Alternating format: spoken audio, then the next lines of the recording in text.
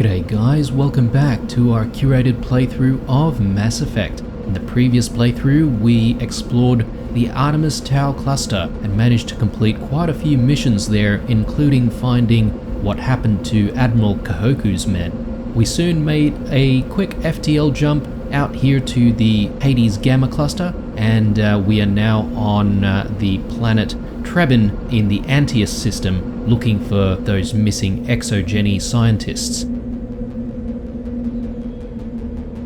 Now, there's quite a few things we can visit here, but we might start off with the debris nearby, and I think we'll just swing around. So let's get moving.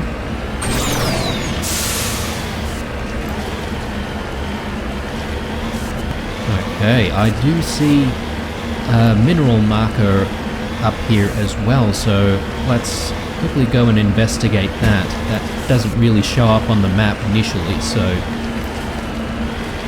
we want to scan whatever resources we do find. Now, according to the entry for this world, the ExoGeni scientists on the planet are experimenting with some comets, trying to introduce a lot more water into the environment on this planet. Moving out. Right, a plutonium deposit. Now, wouldn't that be radioactive? Look, I'm not a chemist or a scientist for that matter, so I wouldn't be able to say, but I would have thought you would need a little bit more radiation protection to even get close to those sorts of things. But anyway, I could be wrong.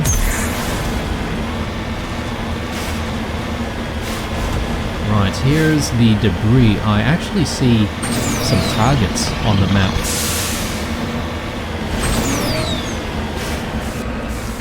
Oh, okay.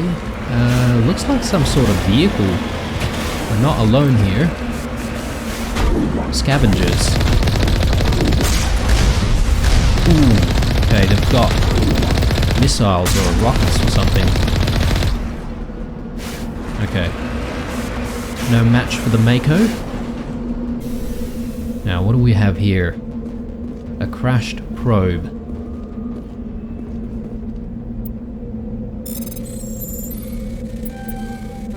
Damn it. This one's a tough one. There we go. Alright. Some weapon upgrades there. Let's jump back in and proceed to the next waypoint.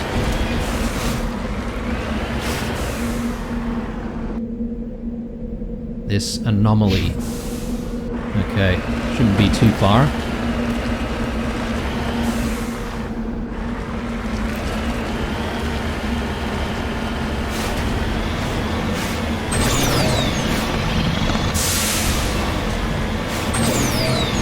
Now, this terrestrial planet does look pretty arid at the moment, but according to the entry that we read before landing, we should be seeing the first forms of rain and water happen on the planet, thanks to the scientists that we're trying to look for. But yeah, I guess you know, terraforming is a thing. Whoa, what do we have here? Transmitter, and wow, so many, what, probes, I guess? What's going on here?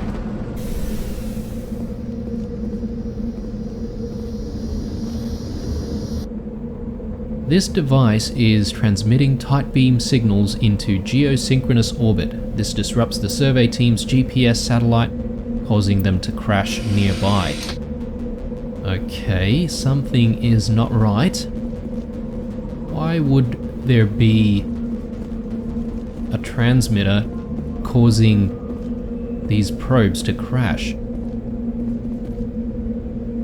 Doesn't seem like we can salvage anything from the crash sites though.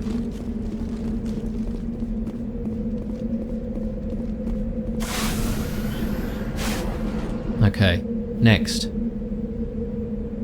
This research base. That's pretty much where I'm guessing we'll find these ExoGeni scientists. So, with any luck, they'll be alive, hopefully. But, you know, so far, every time we're going out to all these places and checking out distress beacons, everyone seems to be dead already. So, I'm not really holding my hopes up, or keeping my hopes up, rather. I did see a structure far off in the distance when we were on that hill.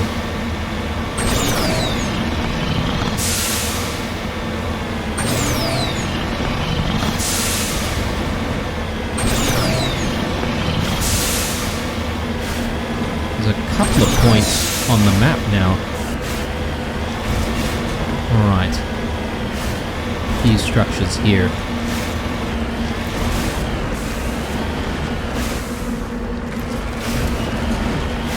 Where is everybody?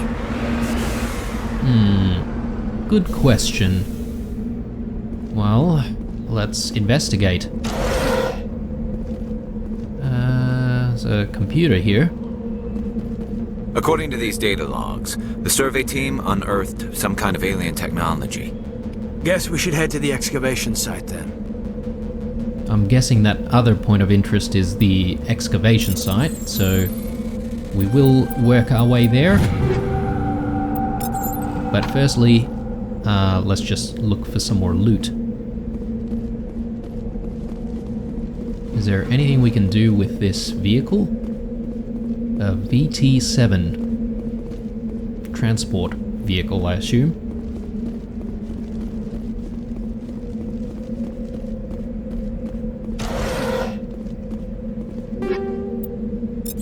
Thank you. We're getting some pretty decent looking ammo upgrades. Gonna have to check out our equipment and just reassess everything.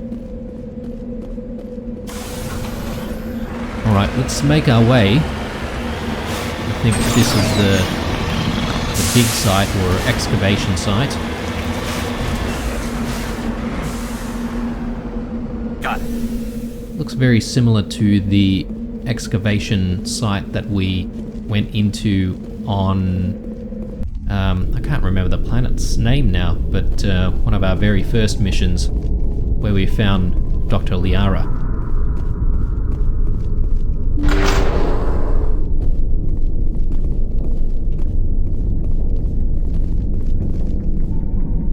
Nothing here.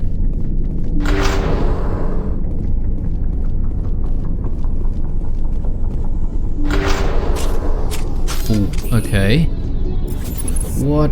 Okay, there are husks here. A lot of them, actually. Let's just be a bit careful here. Wow, okay.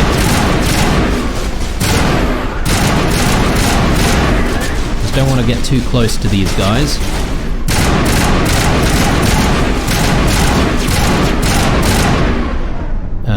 Let's use push.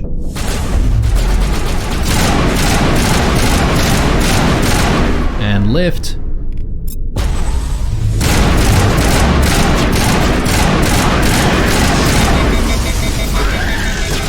Overheated.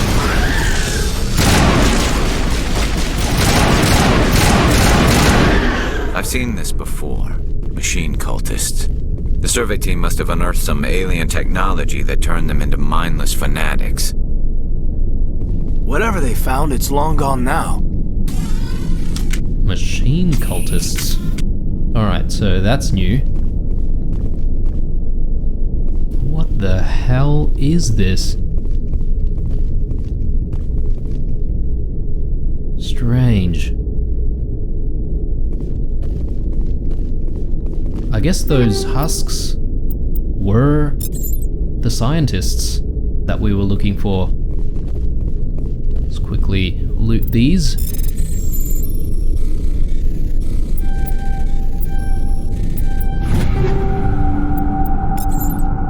Very good. wonder if there are any survivors though.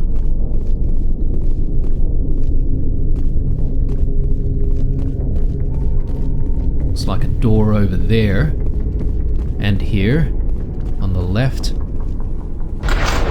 Whoa, okay.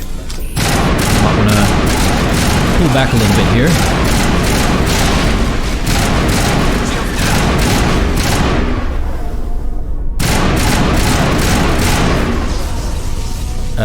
Let's push. Okay,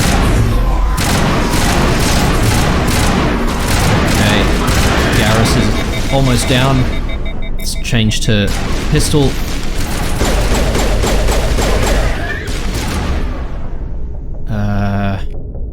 Left.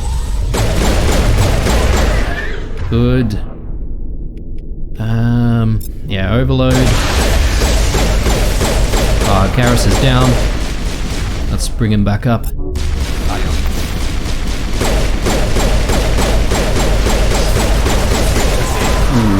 okay, that was not good.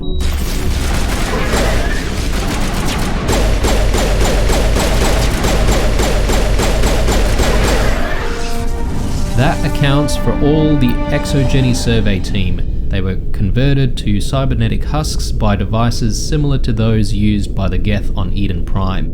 How they came to be buried on a frontier world so far from the Geth territory is a mystery. Right. Well, I guess no one survived then. Negative contacts, Commander. Unless, let's just check out these pathways here. Alright, what do we have in here? Oh, grab that. Yeah, so there are these spike-looking things that we found in the very first mission.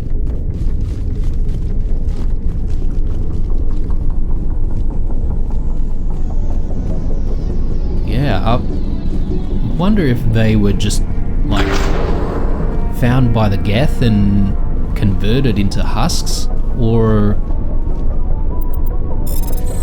somehow they were converted into husks by being close to these things.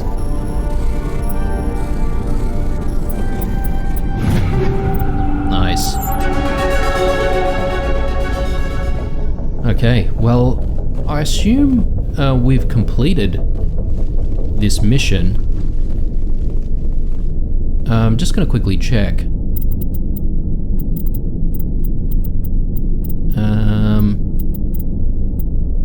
Missing survey team. Here we go. Yeah. So the mission is complete. Unfortunately, again, no survivors. But yeah. Well, it's good for XP and loot, obviously. Let's grab this one. Very good. Ooh, I think I saw a Krogan armor there as well. We are going to take Rex out in the next sortie, so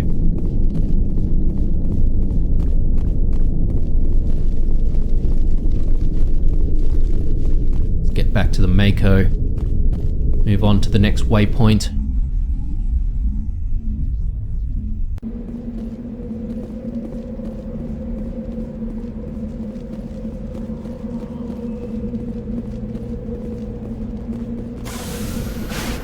Alright, well, a shame about those scientists, but what can you do, huh? Alright, so it'll be interesting to see what we can find in this next waypoint, because, you know, the previous one we found a whole bunch of crashed probes, which explains why we lost contact with these scientists. Just see this this mineral deposit right here, so let's just quickly grab that.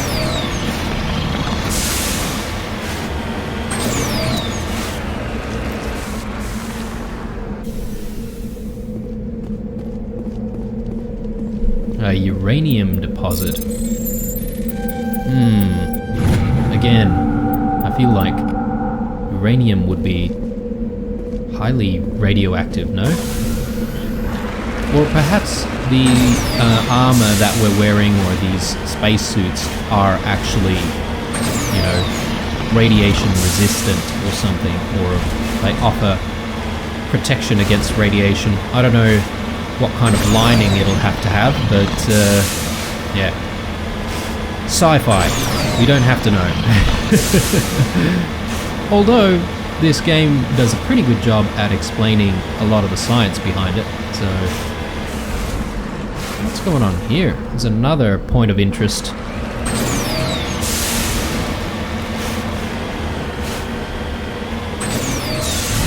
Oh! Okay. This is our second Thresher Maw. Good thing we've fought another one already, so we'll sort of know what to do now. Just try and keep our distance. Trying my best to dodge all of its acid attacks. Yeah. Okay. Ouch.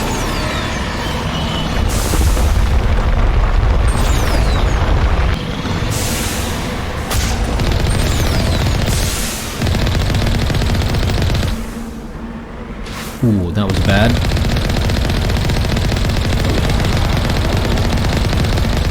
Nice, okay. There's a bit of XP and a bit of money, always nice. And we didn't suffer too much damage this time. Now let's check this thing out.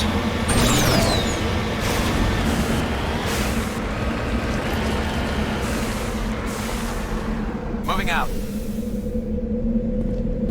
Ancient debris.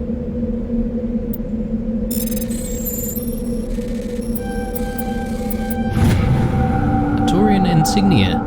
There are no signs of any survivors. The pod is empty except for a small tattered flag marked with the Nimonese colony insignia. There you go. Alright, well, I think we've done everything we need to do on Trevin, so I think it's time to go back to the Normandy.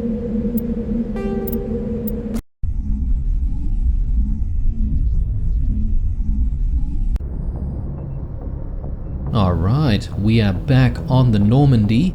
Always good to be aboard. Now, since we've fought a couple of them already, I thought it might be a good idea to take a quick look at the Codex entry for the Thresher Maws. Thresher Maws are subterranean carnivores that spend their entire lives eating or searching for something to eat. Threshers reproduce via spores that can lie dormant for millennia, yet are robust enough to survive prolonged periods in deep space and atmospheric re-entry. As a result, thresher spores appear on many worlds, spread by previous generations of space travelers. The body of a thresher never entirely leaves the ground. Only the head and tentacles erupt from the Earth to attack. In addition to physical attacks, threshers have the ability to project toxic chemicals and emit bursts of infrasound as a shockwave weapon. The Alliance first encountered threshers on the colony of Akuz in 2177. After contact was lost with the Pioneer team, Marine units were deployed to investigate. The shore parties were set upon by hungry threshers, and nearly the entire assault force was killed. Alliance forces recommend engaging threshers with vehicle-mounted heavy weapons. There you go. And we have been using the Mako, and that seems to be very effective. I reckon we're gonna go back to the Citadel and hand over a few completed quests here. We've got the quest from Nasana, so we'll need to confront her about her sister. And we need to speak to Admiral Kahoku and tell him the bad news. And we've also forgot to speak to the Elcor diplomat, so we'll also do that. So let's quickly open the map and make our way back to the Citadel. Let's get out of here and go to the Serpent Nebula, and yes.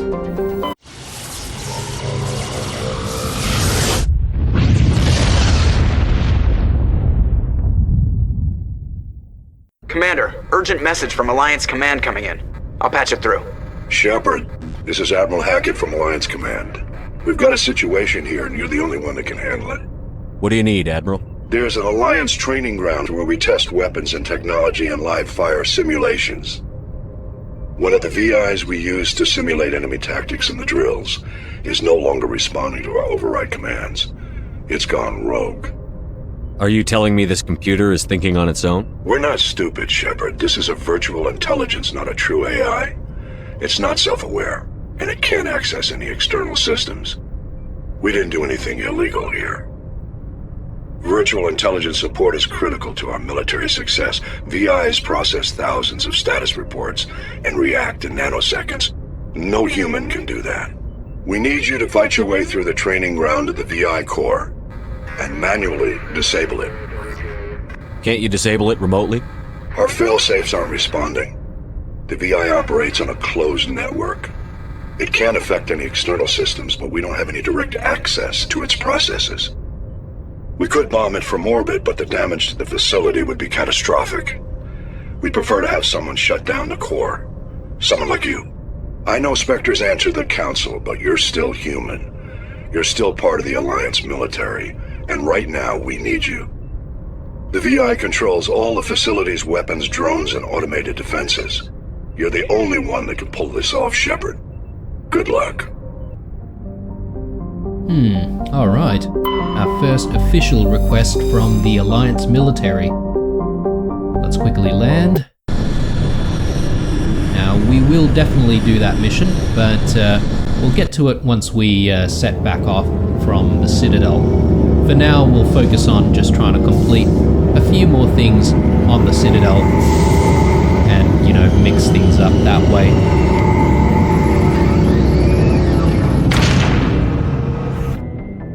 Now, while we're here, there is one Codex entry that we haven't read, specifically about Citadel Space.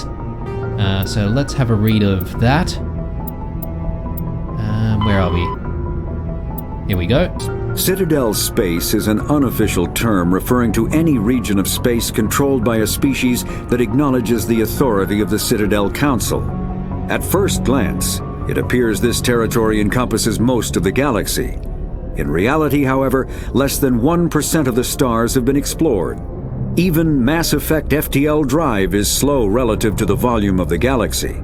Empty space and systems without suitable drive discharge sites are barriers to exploration. Only the mass relays allow ships to jump hundreds of light years in an instant, the key to expanding across an otherwise impassable galaxy. Whenever a new relay is activated, the destination system is rapidly developed. From that hub, FTL drive is used to expand to nearby star clusters. The result is a number of densely developed clusters, thinly spread across the vast expanse of space, connected by the mass relay network. All right. Interesting details there about how the Galactic Society works. Now, since we have our first request from the Alliance military, I think it might be prudent to have a read about the system's alliance. So let's start off here with the N7 entry. The Alliance military vocational code system classifies the career path of all serving personnel. The MVC consists of one letter and one number. A soldier's MVC indicates proficiency, not rank. The letter notes career path. The number indicates the level of experience, as indicated by service record, technical scores, and commendations. All 26 letters are used, and numbers run from 1 to 7. N is the letter code for Special Forces personnel. So there you go. Shepard is essentially a Special Forces member, and he is of, I assume, the highest rank, which is number 7. If I'm not mistaken. But anyway, Let's have a read of the next one here, which is on military ranks. The Alliance uses a modified version of the ranking system that has been used for hundreds of years. Soldiers are classified into rank and file, enlisted personnel, experienced non-commissioned officers or NCOs, and specifically trained officers. The divide between naval personnel and ground forces or Marines is small. Ground units are a specialized branch of fleet, just as fighter squadrons are. This unity of command is imposed by the futility of fighting without control of orbit. Without the Navy, any army is pointless. The Marines, as a matter of pride, maintain some of their traditional rank titles. For example, Marines have privates and corporals instead of servicemen. In an ascending order of responsibility, the ranks of the Alliance are enlisted, serviceman 3rd class, private 2nd class, serviceman 2nd class, private 1st class, serviceman 1st class, corporal, NCOs, service chief, gunnery chief, operations chief, officers 2nd lieutenant, 1st lieutenant, staff lieutenant, lieutenant commander, staff commander, captain, major, rear admiral, general, admiral, and fleet admiral. Very cool. Now, let's move on to the military jargon that we can see all over the place. Alright. Ashore. When a ship's crew leaves the vessel, they are ashore. Though normally used regarding planets, it can refer to boarding a space station. Away. When a ship releases the equipment tethering it to a space station or a surface dock, it is away. Aye aye. The proper way to acknowledge an order. If told to attack, the correct response is aye aye sir.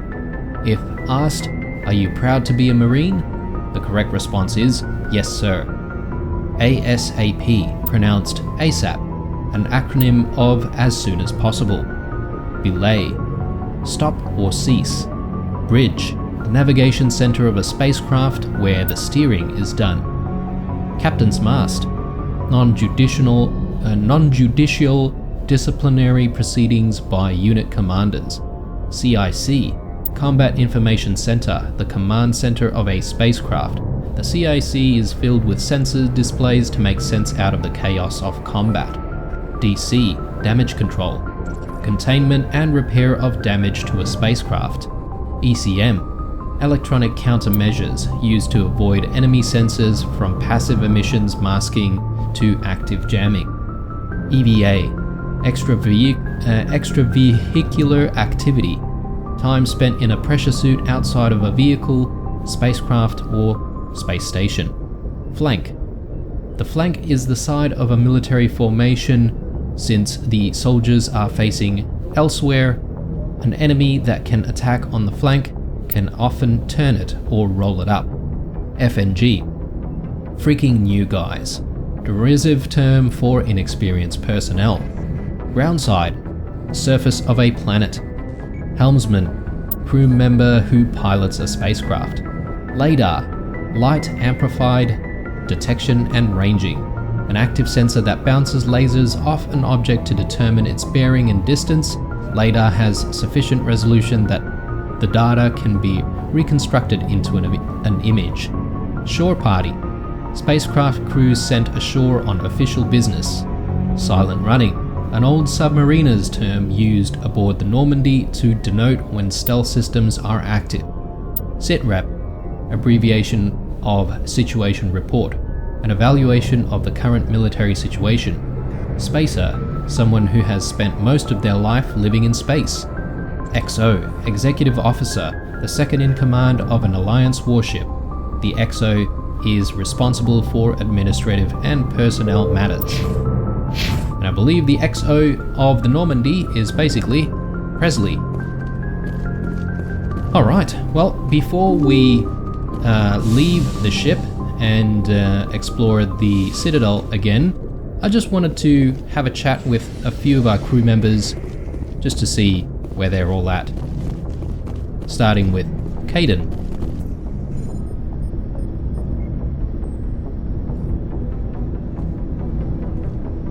Anything you need, Commander? Just trying to get a sense of where the crew's at. Thoughts?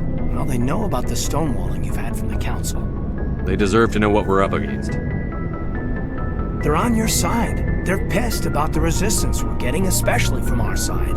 I'll have a better handle on all of it when my head stops hurting. Another L2 flare-up. Anything I can do? No, Commander, it'll settle down. It's rough sometimes, but they spike higher than a lot of L3s. Except for you, of course. Besides, I fared a lot better than some after Codexes was through. I haven't heard anything about Codexes in a while. Yeah, they quietly disappeared. Broke up into a bunch of little corps after they botched the training on Jump Zero. After first contact, Codexes was set up to track Element Zero exposures and develop implants for humans. Once we had an embassy on the Citadel, Codexes could bring in experts instead of taking it slow. The only experts would have to be aliens. Dead on. Turians, actually. That's why Codexes kept it a secret. They were afraid of what people back home would think, asking the Turians for help when we just fought a war with them. The Asari would have been more acceptable than the Turians. Yes, but the company didn't go through the Citadel. It would have made Earth look weak, so they discreetly hired some Turian mercenaries. Is there some reason we couldn't learn it on our own? They didn't know where to start. Hell, it took a couple of years to even link biotics and Ezo. Forget trying to get the kids to move stuff. They had trouble just helping them not break their own limbs. And their choice of teachers didn't help much. Get your knuckles rapped a few times, Lieutenant? Yeah, you could say that. Our instructor was a Turian by the name of Commander Vernus. A real hard-ass. He basically had a free pass to break us if it would turn out a decent biotic. Kind of spiraled from there, Commander. Did he ever face charges for that? He got his, yeah. But like everything else at Jump Zero, it was under the table. The less said, the better. Anyway, this is ancient stuff. I walked it off a long time ago. I should get back to my duties, Commander. We're here to make history, not rehash it. We'll talk another time, Lieutenant. Commander? Ah, Caden. Bit of a tragic story, I guess. Becoming the first ever human biotics. A very rough road.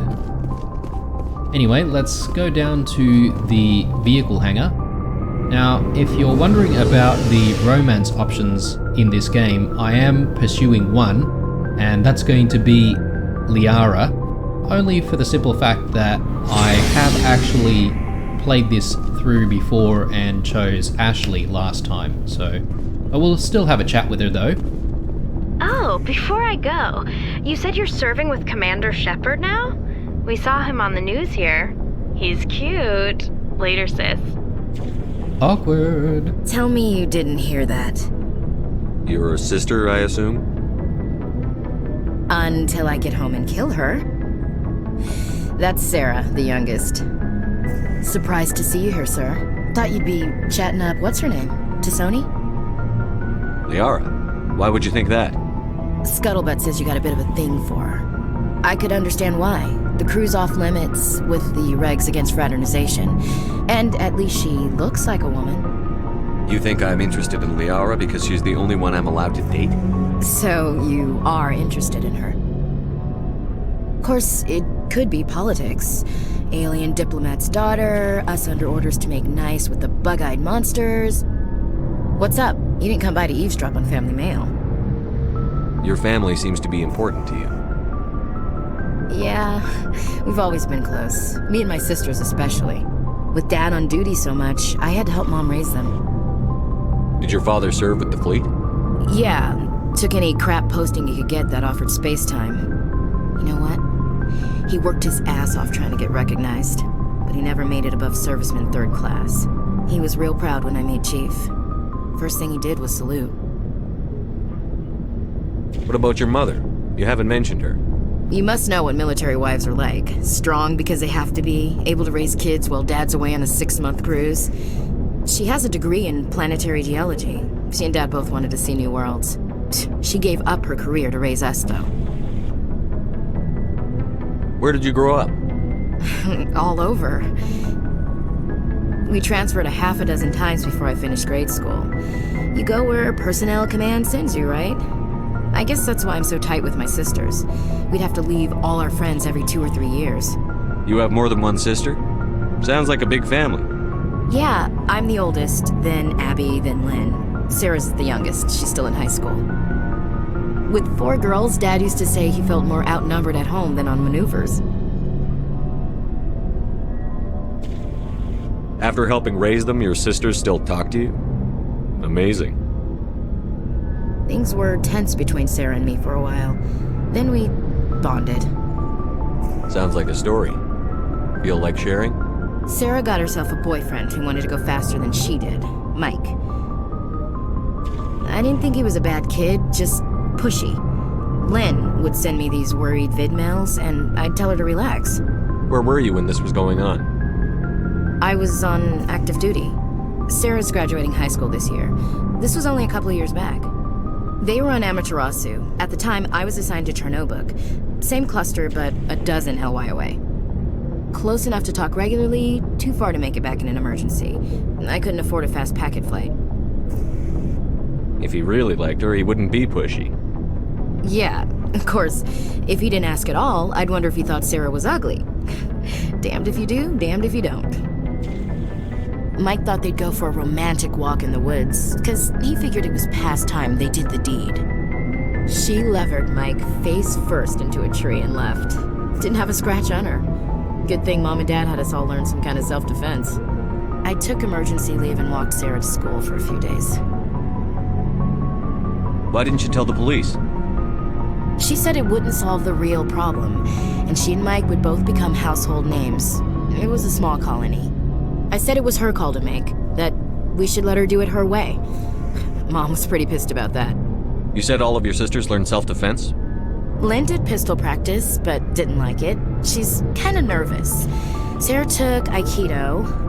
Abby decided to learn the sword. She always was a little weird. Likes big skirts and tops you have to tie her into. They do great things to her figure, though. You traveled all the way home to walk your sister to school. It was only a dozen light years, like a day's cruise. It's not like I was going to Earth or something.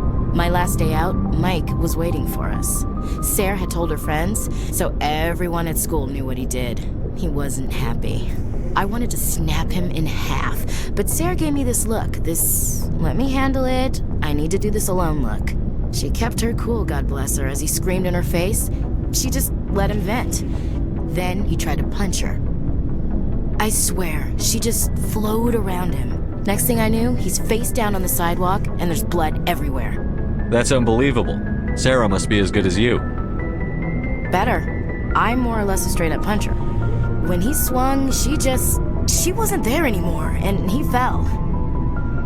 She helped him stop the bleeding and had me call an ambulance. She told the paramedics he fell. Before they took him to the hospital, Mike touched Sarah's arm. I thought he was going to end up on the ground again. But he hung his head, whispered, "I'm sorry," and started crying. And she hugged him. The Williams women are a decisive bunch, Commander. We do things when we're ready. Not before, not after. Your sister's something else. But you didn't mention your father at all. Was he on deployment? Dad always wanted to serve in space, but he wanted us to have real ground under our feet. He'd say, space is beautiful, but you can't raise a family there. I cannot rest from travel. I will drink life to the lees. All times I've enjoyed greatly, have suffered greatly, both with those that loved me and alone. For always roaming with a hungry heart, much have I seen and known, cities of men and manners, climates, councils, governments. I didn't know you liked classical literature. Ulysses was my dad's favorite poem. Every time he shipped out, he recorded me reading it. He had a dozen versions when he retired. Does he still like it? I sure hope so. I read it to his grave every time I go home. Dad passed on a few years back. He's probably still watching, though. So behave. You mean from wherever we go after death? Dead on, Skipper. He's with God now. That's not a problem with you, is it? That I believe in God? Everyone has the right to believe what they want. Says so in the Alliance Charter. Only with fancier words. I'm glad you're open-minded about it. I've met a few people who are really weirded out by my faith. Because I work in space, I can't believe in a higher power? Jeez. Hello, have you people looked out the window? How can you look at this galaxy and not believe in something? I should get back to my duties. Didn't mean to take up so much of your time. We'll talk later, Williams. Looking forward to it, Skipper.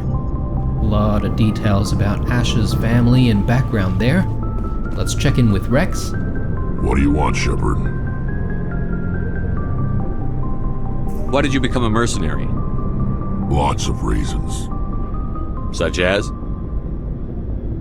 Such as, I needed to get out of our system. I needed to eat. I needed to survive.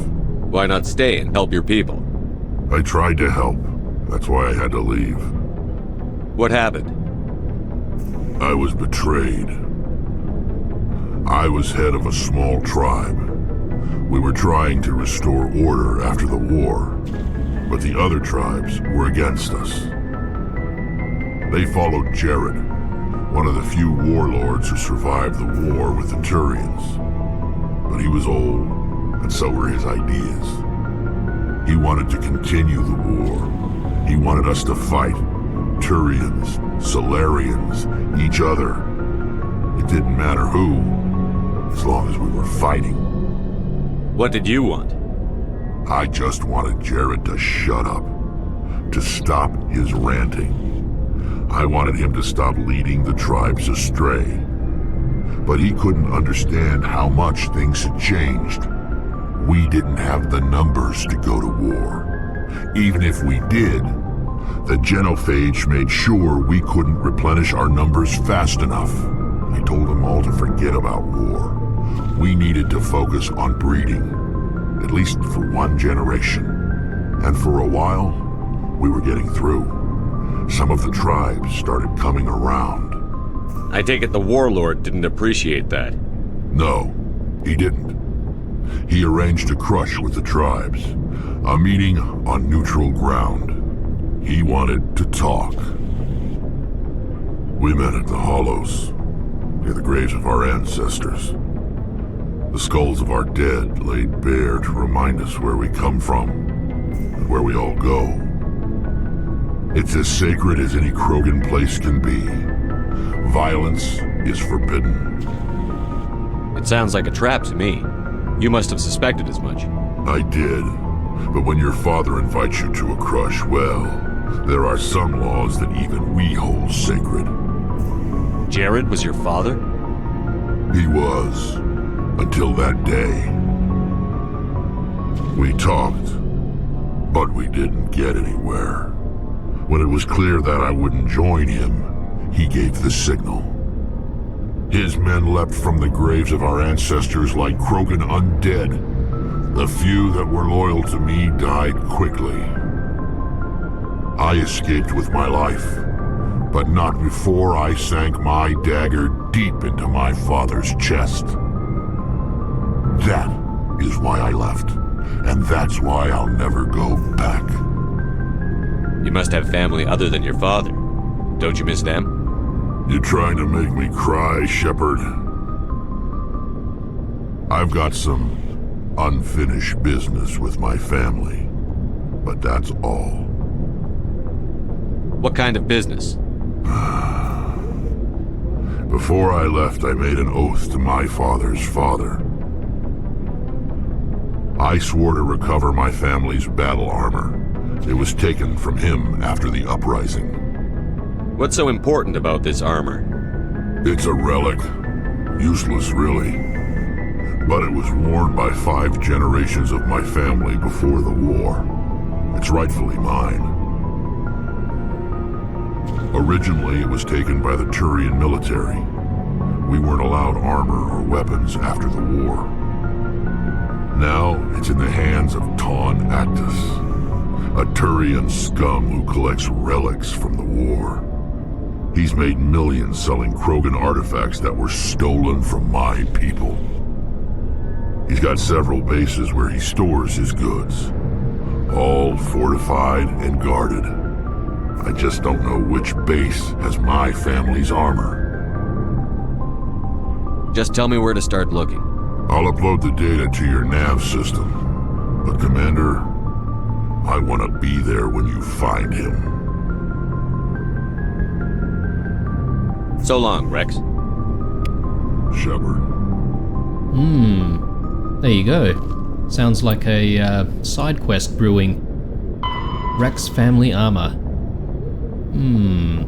Argus Row. Okay. I think we've been there before, right? So I guess one of the systems there might have his armor, so we should go back there and have a look. Let's check on Tali. Oh, hello, Shepard. Are you okay? I don't know.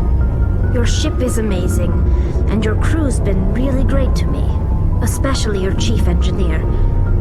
But I just sort of feel out of place. The Normandy runs so smooth it feels like we're not even moving, and the engines are so quiet. How do you sleep at night? The silence wakes you up? Back on the flotilla, the last thing you want to hear is silence. It means an engine's died or an air filter shut down. I guess you don't have to worry about that here. But old habits die hard. But it's more than just the silence. This ship feels so empty. It's like half the crew is missing. Back home, I couldn't wait to go on my pilgrimage. I couldn't wait to get away from the crowds. Now that I'm out here, I kind of miss them. Sometimes we don't appreciate what we have until it's gone. That's true. I'm starting to wonder if that's what the pilgrimage is really about. It's given me a whole new perspective on my people and our culture. You know, there's always a few who go on their pilgrimages and never return. I always assumed something bad happened to them. But maybe they just wanted a different life. You do plan to return to the migrant fleet, right? I could never abandon my people, Shepard. I will go back eventually. But we have to stop Saren first. Otherwise, I might not have a home to go back to. I should go. See you later. Interesting. Alright, I think it's time to go back topside. Actually, did we pick up some codexes? I think maybe something on the Krogan. Yeah, here. Krogan culture. The harsh Krogan homeworld conditioned the Krogan psychologically for toughness, just as it did the body. Krogan have always had a tendency to be selfish, unsympathetic, and blunt. They respect strength and self-reliance and are neither surprised nor offended by treachery. The weak and selfless do not live long. In their culture, looking out for number one is simply a matter of course. After their defeat in the rebellions, the very concept of Krogan leadership was discredited. Where a warlord could once command enough power to bring entire solar systems to heel and become overlord, these days it's rare for a single leader to have more than 1,000 warriors swear allegiance to him. Most Krogan trust and serve no one but themselves. This solitary attitude stems in part from a deep sense of fatalism and futility, a profound social effect of the genophage that caused Krogan numbers to dwindle to a relative handful. Not only are they angry that the entire galaxy seems out to get them, the Krogan are also generally pessimistic about their race's chances of survival. The surviving Krogan see no point to build for the future. There will be no future. The Krogan live with an attitude of kill, pillage, and be selfish, for tomorrow we die. Wow. A very negative outlook amongst the Krogan, isn't it? But I suppose it would be very hard to feel positive about stuff when you know that your species is going extinct.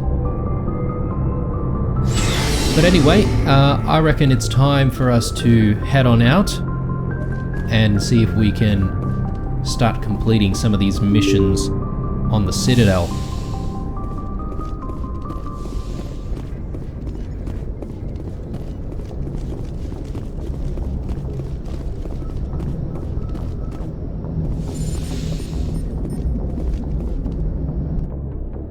Okay, as I said, we'll take Rex, and I reckon we'll take Tali as well.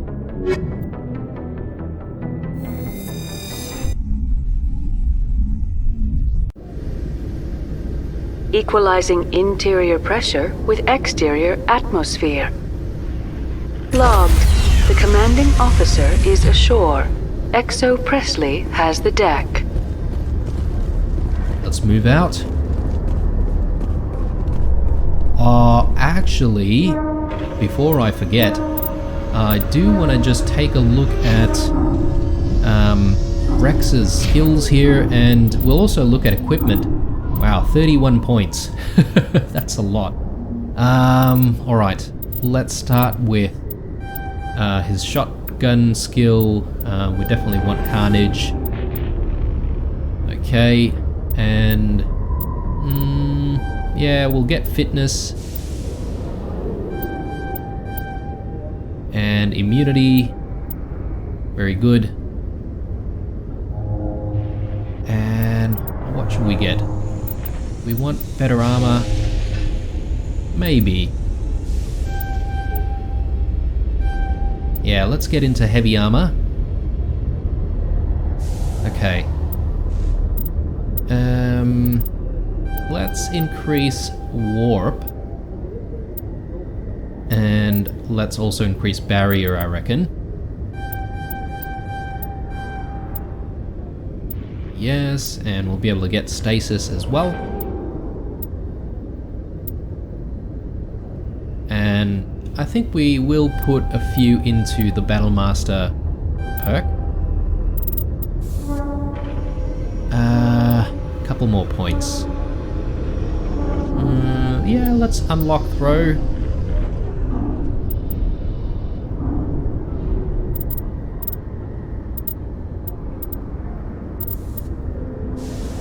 And advanced barrier. Oh, we've ran out of points. Alright, Tali. Got 12 points. Let's do some hacking. I don't want to spend everything though, because, you know, just in case we need to up some more electronics or decryption. Yeah, let's get first aid. Maybe a little bit more into shotguns. Okay, happy with that. And let's go into equipment. Now, we picked up a armor before for Krogans, so here we go. Ursa 4.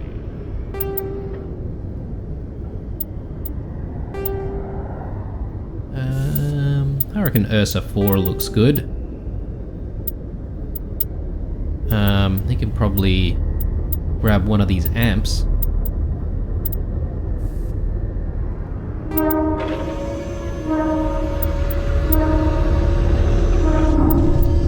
And yeah, Firestorm 4.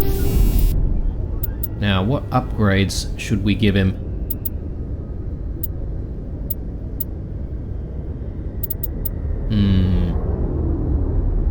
Maybe the polonium. And we'll give him one of the high cal barrels.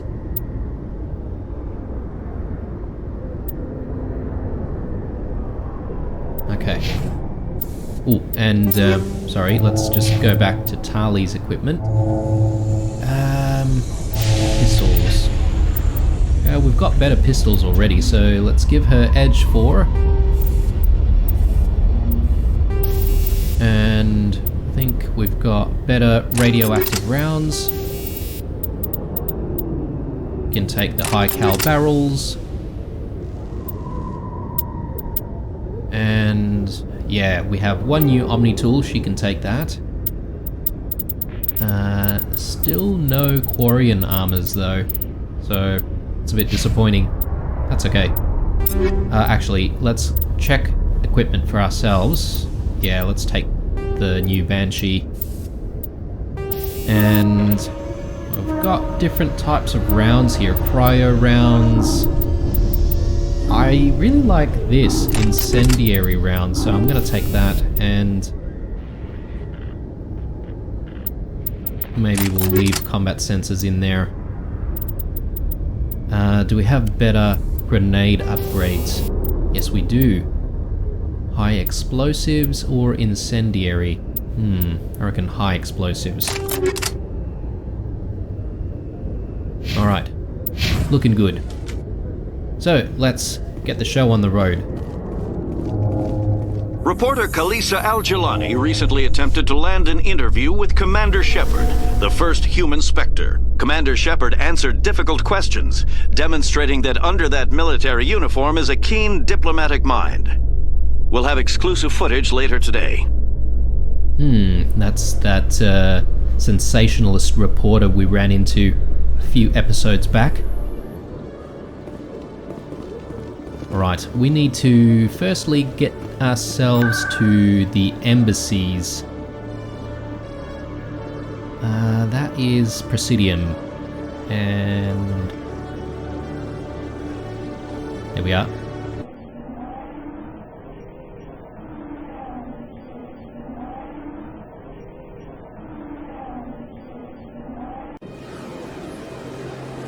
Okay, here we are.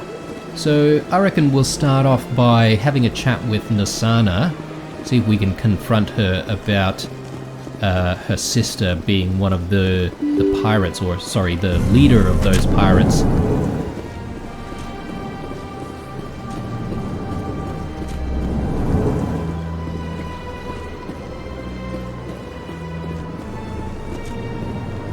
Yes, Shepard? Did you find my sister? Dahlia's dead, and I know she was blackmailing you. So the truth comes out. I hope you're not angry. Surely you can understand why I lied to you. If people found out my sister was a criminal, I'd be considered a security risk. They'd revoke my clearance, or place me on administrative leave until she was apprehended. That is why I misled you. I could not risk you exposing me. But now that Dahlia is out of the picture, it's no longer a problem. I would have helped if you just told me the truth. Perhaps you're right. I am sorry. We have trust issues in my family. Obviously. I shall transfer a little something into your account as a token of my appreciation. I'm sure you'll find the amount satisfactory. You're a diplomat on her way up the ranks. It could be handy to have a Spectre who owes you a favor. You make a good point. Anyone can come up with credits, but I can give you authorization to purchase prototype Asari mods. I will get you added to our manufacturer's preferred client list. I think you'd be very interested in what they have available. Goodbye, Shepard. It has been a pleasure doing business with you. Ooh, Asari mods. Looking forward to that. Very cold though. She basically ordered a hit on her own sister. So, those Asari, man. They may seem diplomatic and wise, but some of them, they won't even hesitate, you know?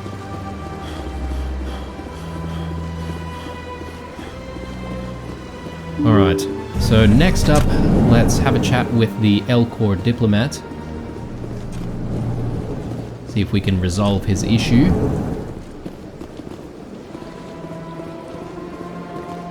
Strange greeting, human. This is really not a good time. I know who revealed your secret. It was a Turian named Septimus. Unbelieving. I know this Septimus, and he could not learn my secrets. The only way he could learn them is from the Asari consort. You are mistaken. See this here if you don't believe us. Confused. This is difficult to fathom. If the Turian could learn this on his own, dismayed, anyone can discover my secret. Septimus is a powerful man, and it wasn't easy for him to find. Relieved. I suppose you are correct, human. Thank you for this information. Startled realization. I must speak with the consort. She will be most displeased with my actions. Anxious request. Please, human, if you will excuse me, I must go now. I'm sure she'll forgive you. It was an honest mistake. Doubtful. Perhaps you are right, human. I can only hope so. Thankful. That was a great thing you did, Commander. Approving. You see, Din, not all humans are as you say. I'm sure the Earth Clan stands to profit from this in some way. Apologetic. Do not listen to my Volus compatriot. It was a good thing you did, regardless of your intentions. There you go. Finally resolved. I don't think we're ever going to be able to please the Volus, to be honest. But whatever. Guys, I think this is a good place for a bit of a break. Thanks for watching. Leave a like, dislike, or a comment or two down below. Stay true, and I'll see you in the next one.